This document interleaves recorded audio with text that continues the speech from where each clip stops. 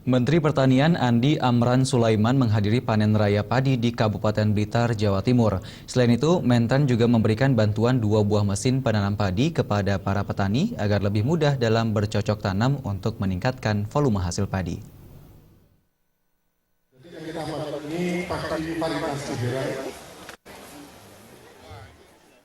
Meskipun musim kemarau, namun panen raya padi di Desa Siraman, Kecamatan Kesamben, Kabupaten Blitar terus terjadi. Panen raya ini selain dihadiri pejabat Pemprov Jawa Timur dan Muspida Kabupaten Blitar, juga dihadiri Menteri Pertanian Andi Amran Sulaiman.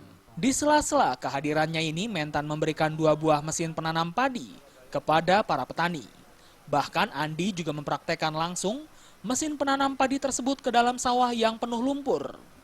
Diharapkan dengan bantuan mesin penanam padi tersebut dapat memudahkan para petani dalam bercocok tanam untuk meningkatkan volume hasil panen. Menteri Pertanian mengatakan pemerintah mempunyai strategi untuk menghadapi musim kemarau, seperti membangun irigasi dan memberikan pompa air kepada para petani.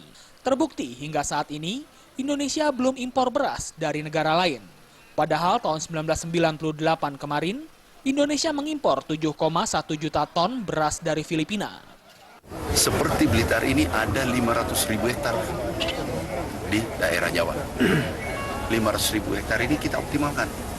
Jadi ada 3,5 juta hektar kita optimalkan. Irigasi mungkin 4 juta.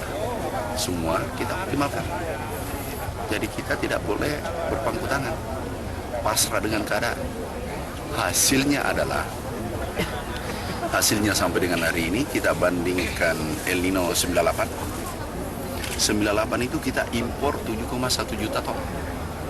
Tapi dengan kerja keras bersama Pak Bupati, bersama Pak Danrem, Dandim, Kapolres, semua stakeholder.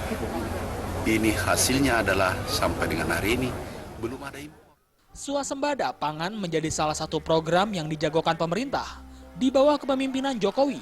Tak tanggung-tanggung pemerintah menggelontorkan dana kepada Provinsi Jawa Timur sebanyak 2,4 triliun untuk tahun ini sebagai upaya untuk peningkatan swasembada pangan. Dari Blitar, Jawa Timur, Khairul Abadi melaporkan.